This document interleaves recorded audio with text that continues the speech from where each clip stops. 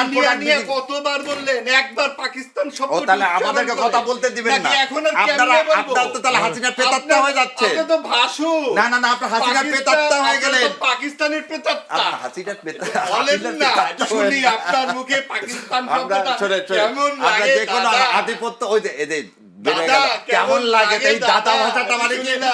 They on the India. ব্যর্থ রাষ্ট্র পাকিস্তান, তাদেরকে আমরা হারিয়ে গড়ায় ডাবল করে ফেলেছি। আলহামদুলিল্লাহ। বহুদিন ধন্যবাদ।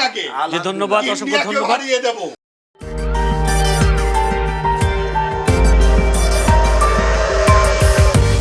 কাঠের চশমা পরে তো আপনি যদি গ্লাস না আর যাই হোক দেখতে পাবেন, তো ওই জন্য মনে হয় যে ভারতের আধিপত্যবাদটা আমাদের অনেকেই দেখতে পায় কাঠের না। চশমা কে পড়ে? আচ্ছা আর না না না না মা, ওইরকম বেয়াদবি কথা বলবো না। আমি বলছি যে যারা এই দেশে ভারতীয় আধিপত্যবাদ দেখতে পায় না তারা কাঠের চশমা। কারণে বললাম, আপনি পৃথিবীর কোন দেশ আছে যে দেশের স্বাধীনতা সার্বভৌমত্বটা আপনি আর একটা দেশের উপরে তুলে দিচ্ছেন এবং প্রাইম মিনিস্টার বলতেছেন যা দিয়েছি তা আজ পর্যন্ত কেউ কোনোদিন কি করতে পারবে না, ইন্ডিয়া ভুলতে পারবে না। তাহলে কি দেননি কি সেটা আমাকে বল। আপনি আপনার পোর্ট দিচ্ছেন, ট্রানজিট দিচ্ছেন, ট্রানজিট দিয়ে তো আপনার লাস্ট কি ছিল যে ট্রেনটা দিয়ে দিলেই একটা বোমা মারতো, ইন্ডিয়ান সোলজার ঢুকে যেত, আমরা কি হয়ে যেতাম, সিকিম হয়ে যেত। তো যারা এই সিকিম বানানোর পরিকল্পনা দেখতে পারে না তারা ভারতীয় আধিপত্যবাদ দেখতে পায় না। যারা অতীত ইতিহাসে ভারতের হায়দ্রাবাদে কিভাবে ভারত হায়দ্রাবাদে ঢুকছে যেটা দেখতে পায় না, তারাই বাংলাদেশে আধিপত্যবাদ দেখতে পায় না। এবং যারা একটা জিনিস সবসময় সাউথ ব্লকের যে সাউথ ব্লক কি করছে, বাংলাদেশের স্বাধীনতাকে চিন্তাই করতেছে, এটা যদি কেউ উপলব্ধি না করে তাহলে সে মুক্তিযুদ্ধের চেতনাকে ধারণ করবে কিভাবে? যে বলতেছে 72 থেকে 75 পর্যন্ত শেখ সাহেব কিচ্ছু করেনি, কি করেনি? 72 থেকে 75 পর্যন্ত রক্ষী বাহিনী করে হাজার হাজার মানুষ মারছেন। আপনি নিজে যে সময় দুর্ভিক্ষে মানুষ, আমার বাসন্তীরা জাল পড়েছিল, তখন আপনি মাথায় সোনার মুকুট দিয়ে বিয়ের অনুষ্ঠানে গেছেন। এই আপনি জাতির পিতা।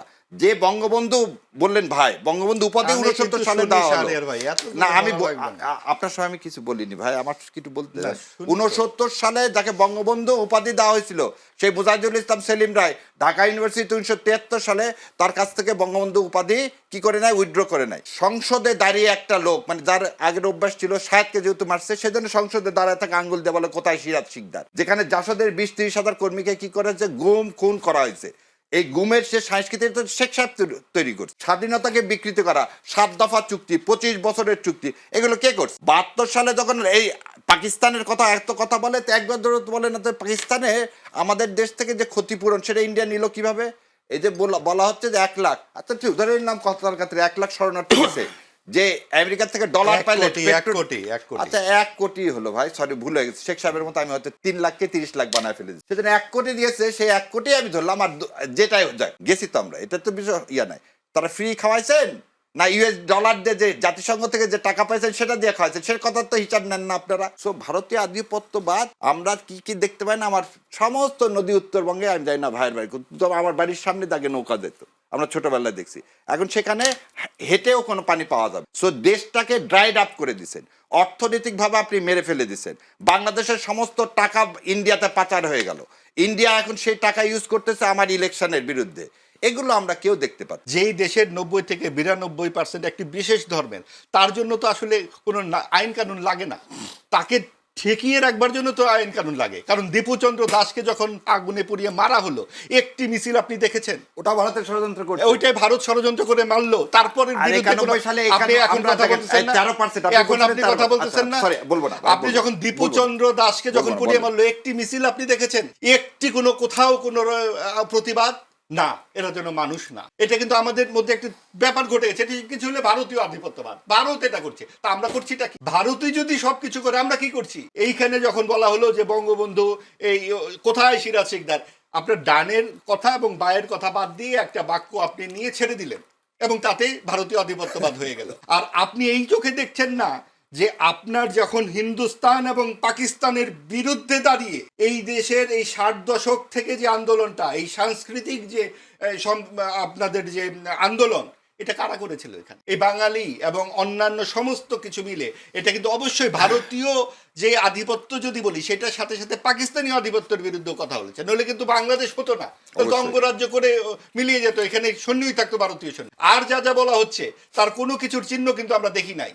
এবং আপনি দেখুন যে এইখানে যে আমাদের নিজস্ব কিছু সাংস্কৃতিক যে ব্যাপারগুলো আছে, নববর্ষ বলুন, সেখানে কারা বোমা হামলা, এখানে ব্লগারগুলোর হত্যা কিভাবে হলো, সব আওয়ামী লীগের আমলে এবং বিএনপিটা, মানে আওয়ামী লীগের নেতৃত্ব কওমি জননী হয়ে বসেছে। ধর্মের ব্যবহারকে আওয়ামী লীগ করেনি? এই যে ধর্ম যখন যার হাতে প্রয়োজন তখনই তো সে ব্যবহার করছে। জামাত করছে সবচেয়ে বেশি, এবং যখন প্রয়োজন আসছে তখন তো সে শরিয়া আইন করবে না। এই জন্য ইসলামী আন্দোলনের পীর সাহেব কিন্তু চলে গেছেন যে ওরা তো কি ইসলাম এটা। আপনি যখন ইসলামিক আন্দোলন মনে করেন ইসলামী আন্দোলন সে কারণে চলে গেছে, মুখে বলেছে, আমি আপনাকে আমি শুনেছি। হ্যাঁ অবশ্যই তাদের মধ্যে তো এটা নিয়ে সমস্যা আসল সমঝোতা ছিল, যাই বলুক মুখে তো বলেছে ভাই। আমরা তো একজন সিনিয়র নেতার কথা তো আমরা তিনি তো এই কথা পরিষ্কার বলেছেন যে জামাতে ইসলামী শরিয়া আইন করতে চায় না, এবং এটা তো আমরা এখন দেখছি তারা মেয়েদেরকে 5 ঘন্টা সময় দিয়ে দিচ্ছে ইত্যাদি অনেক কাজ টাজ করছে, এবং এত বড় একটা দল একজন নারী প্রার্থী। আপনি দেখুন 2026 সালে পৃথিবী কোথায় এগিয়ে গেছে, এবং সেই জায়গায় আমরা একটা দক্ষিণপন্থী সাম্প্রদায়িক দলকে প্রধান রাজনৈতিক দল হিসেবে দেখতে চাচ্ছি, যারা একটি নারীকেও মনোনয়ন দেয় না, এবং যারা কি করবে তাদের পররাষ্ট্রনীতি স্বরাষ্ট্রনীতি কি পরিষ্কার করে না, এবং যারা ইসলামী শাসন নিয়েও তাদের অবস্থান পরিষ্কার করে না। তারা সুবিধা মতো মুফতে এক এক সময় এক এক কথা বলে। আপনি একটা নির্বাচন হবে 20 দিন পরে, আজকে থেকে শুরু হয়ে গেছে কার্যক্রম, ডোরে ডোরে যাচ্ছে। তার ইশতিহার, তার পরিষ্কার একটা ইশতিহার লাগবে না যে আমার এই বিএনপি যেটা দিয়েছে একটা সংস্কার কর্মসূচি অনেক আগেই, এবং বিএনপির জাতীয়তাবাদী রাজনীতির আদর্শের সঙ্গে আমরা পরিচিত। জামাত তো বিভিন্ন সময় বিভিন্ন কথা বলে। এই 71 সালে তাদের যে কর্মকাণ্ড, এগুলা কি নতুন করে আমার মুখে কিছু বলার আছে? কে না জানে। এবং সেইগুলো বই তো ওই যে বললাম 15 খণ্ডের মধ্যেই তো সবকিছু আছে। তারপরে 80 এবং 90 দশকে উপন্যাস, কবিতা, গান লেখা হয়েছে। 71-এর গানগুলো লেখা হয়েছে, সব ভারতীয় লোকজন এসে তো লিখে দিয়ে গেছে। এবং এইখানকার যে মানুষ, প্রত্যেকটা মানুষ যখনই সেখানে যারা ছিলেন তাদের পরিবার খুঁজলেই পাওয়া যাবে। এই কয়েকজন রাজাকার ছাড়া সবাই তো ক্ষতবিক্ষত 71-এর, এবং সেইটার ধারাবাহিকতা আমরা সকলেই বহন করছি। আমার ধারণা শাহরিয়ার ভাই, কাজে এখানে আমাদের এই অস্বীকার করবার কিছু নাই। আর এগুলা নিয়ে বিতর্ক করে এই যে আপনি 1.5 বছর ধরে 18 মাস ধরে যে এত ভারতীয় আধিপত্যবাদের বিরুদ্ধে কথা শুনলেন, আমরা কি পেলাম শুনে? আমরা পেলাম যে এখন আমরা মব সন্ত্রাস দেখছি চারিদিকে, কথায় কথায় মব সন্ত্রাস, কারণ এটা ভারতীয় আধিপত্যবাদের বিরুদ্ধে আমাদের দাঁড়াতে হবে। আমাদের শিক্ষকের গায়ে হাত তুলতে দেখছি, আমরা কথায় কথায় রাস্তাঘাট আটকে ফেলছি, আমরা কেউ কারো কথা শুনছি না। এবং এই সব কিছু কি 24-এর গণ অভ্যুত্থানের প্রত্যয়? 24-এর গণ অভ্যুত্থানে কি আমরা এগুলো চেয়েছিলাম? শেখ হাসিনা গুম খুন আয়নাঘর করেছে বলেই তো এই লক্ষ লক্ষ লোক মানুষ সেখানে নেমেছিল। 2, 3, 4 আগস্টে মানুষের কণ্ঠে কোন গানটা ছিল ভাই? ধনধান্যে পুষ্পে ভরা। লক্ষ লক্ষ মানুষের কণ্ঠে এই গান শুনে আমার জীবদ্দশায় আর আমার কোনো কিছু স্বপ্ন নাই যে গান আমি, এই গান যে অসাম্প্রদায়িক বাংলাদেশের গান আমি শুনেছি, কোন রাজনৈতিক তত্ত্ব আমাকে সেইখান থেকে বের করে আনতে পারবে? এখানে কি শেখ হাসিনা বা আওয়ামী লীগের পক্ষে আমি কিছু বলছি নাকি? আওয়ামী লীগ যেই দুরাচার করেছে, যেই কর্তৃত্ববাদী শাসন করেছে, যে স্বৈরাচার করেছে, তার জন্য তো তার হেলিকপ্টারই তুলে দেওয়া হয়েছে। কিন্তু হেলিকপ্টার কি দেশে আগামীতে যারা এই কাজগুলো করবেন, যারা মুনাফিকি করবেন, যারা কোনো রকম সুনির্দিষ্ট পরিকল্পনা দেবেন না, তাদেরকেও নানান রকম যানবাহনে তোলা হয়। এবং আপনি যখন আজকে এই কথা বলেন, তার মানে কি আমরা রাস্তাতেই থাকবো? গত 54 বছরও ছিলাম, 71 সালে ছিলাম, তার আগে 69-এর গণঅভ্যুত্থান হয়েছে। আপনি গণঅভ্যুত্থানের গুলো চিহ্ন করে দেখেন, 69, 90, 24, ঠিক নির্দিষ্ট সময় পরে পরে ঘটনা। এর আগে 52 সালে এত বড় একটা আন্দোলন। অর্থাৎ আমাদের এইখানে সবসময় কিন্তু গণতন্ত্রের জন্যই আমাদের রাস্তায় থাকতে হচ্ছে। যখন সুযোগ এলো সরকারের কাছ থেকে একটা নৈর্ব্যক্তিক আচরণ আমরা প্রত্যাশা করি। সরকার কি বলতে পারতো না? সরকার কেন একটা পক্ষ নিয়ে নিল ডানপন্থা? এবং সরকার কেন এই সমস্ত মববাজিকে এক ধরনের নির্বিকারত্ব তাদের দেখা গেল? 32 নম্বর যখন ভাঙা হলো, মুক্তিযুদ্ধের ভাস্কর্য যখন ভাঙা হলো, মতিউর রহমানের স্মারকস্তম্ভ ভেঙে ফেলা হচ্ছে সব জায়গায়। আপনার কোথায়? আপনি দেখুন 80 দশকে আমরা দেখেছি না পাকিস্তানি হানাদার বাহিনী লেখা, তখন শুধু লেখা হতো হানাদার বাহিনী, আর এখন বিসিএস পরীক্ষায় লিখছে প্রতিরক্ষা যুদ্ধ। এইটা কি 24-এর প্রত্যয়? 24-এ বিপ্লবের কথা বলতেছে ভাই, ধনধান্য ভাই শুনতে পাইছে, কিন্তু ভাই এটা শুনতে পাইনি তুমি কে আমি কে, রাজাকার রাজাকার। এটাও শুনতে বলেছে, কে বলেছে? এবার আমি শেষ করি। দ্বিতীয় কথা শুনুন, মব বলে 24-কে ম্লান করেন না, এটা নিজেকে অপমান করা। মব সন্ত্রাস বলে কোনো কিছু না, যেটা যেখানে যে অবস্থায় যেখানে অন্যায় করা হবে সেটা প্রতিবাদ হবে। কিন্তু কথা হলো এই সরকারেরও আমি বলছি, এই সরকারের যে রাইটিস বলতেছে এটাকে আমি সমর্থন করি না, কিন্তু এই সরকার যেভাবে চালানোর উচিত ছিল এই সরকার সেভাবে চালাতে পারে। আর একটা জিনিস, জামাত ইসলামের বিরুদ্ধে এই 71 সালের এবারে জনগণের উপর ছেড়ে দেন না, আমরা তো অনেক কিছুই বললাম। মুক্তিযুদ্ধকে ধারণ করতে হবে, 24-এর বিপ্লবকে ধারণ করতে হবে। এই 24-এর বিপ্লবকে 90-এর অভ্যুত্থানের সাথে তুলনা করলে নিজেকে অপমান করা হবে, এবং 24-এর বিপ্লবকে মব বানানোর জন্য সবসময় জুলাই সদস্যের জন্য বলছে 24-এর এই আদর্শকে লালন পালন করতে হয়। যারাই লালন পালন করতে চায় না তারাই ভারতে আধিপত্যবাদ দেখতে পায় না। আর ভারতীয় আধিপত্যবাদ নিয়ে আমিও আপনার কাছে শেষ বললাম যে একদিন বললাম যে 71, আর একদিন ভারতীয় আধিপত্যবাদ, ভারত কিভাবে আমাকে চুষে খেয়ে ফেলে দিছে, মানে ওই যে আটুল চেনেন আপনার, বাংলাদেশের মানুষেরা চেনে, গরুর গায়ে লাগে রক্ত যখন খাওয়া শেষ হয় তখন আস্তে করে ঝরে পড়ে। এই বাংলাদেশ শেষ করতে দেন, আপনার কথা বলতেছি, শেষ করতে দেন রে ভাই।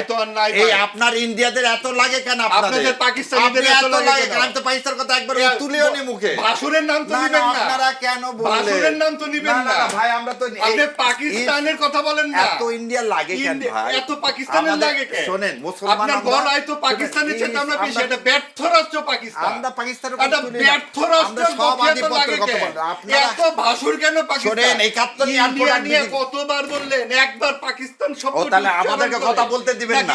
আপনারা তো তাহলে হাসিনার প্রেতাত্মা হয়ে যাচ্ছে। আপনি তো ভাসু। না, আপনার হাসিনার প্রেতাত্মা হয়ে গেলেন। পাকিস্তানের প্রেতাত্মা। হাসিনার প্রেতাত্মা বলেন না, শুনি আপনার মুখে পাকিস্তান শব্দটা কেমন লাগে? আমরা যে কোনো আধিপত্য, ওই যে এদের কেমন লাগে এই দাদা ভাষাটা, মানে কি দে ওন দা ইন্ডিয়া, আমরা ইন্ডিয়াকে ওন করব না ভাই। আমরা তো অনেকবার যে কোনো আধিপত্যবাদের বিরুদ্ধে থাকবো, আমরা যে কোনো আধিপত্যবাদের বিরুদ্ধে থাকবো ইনশাআল্লাহ। পাকিস্তান শব্দটা আপনার মুখে কেমন লাগে? আপনাকে একটা জিনিস পাকিস্তান কি আমরা করেছিল পাকিস্তানের জানেন নাম আমাদের শুনেন। সাথে? আপনার পাকিস্তান কি করেছিল? করেছিল ওই আপনার যেন- জাগির ইনভেস্টর তৈরি করে দিয়েছিল, রাজশাহী ইনভেস্টর তৈরি করে দিয়েছিল, আর আপনার থেকে মানুষকে কি 3 করেছিল ট্রিলিয়ন, যেন? শুনেন 3 ট্রিলিয়ন এই ধর্ষণ নিয়ে গেছে কি আপনার করেছিল? ইয়া।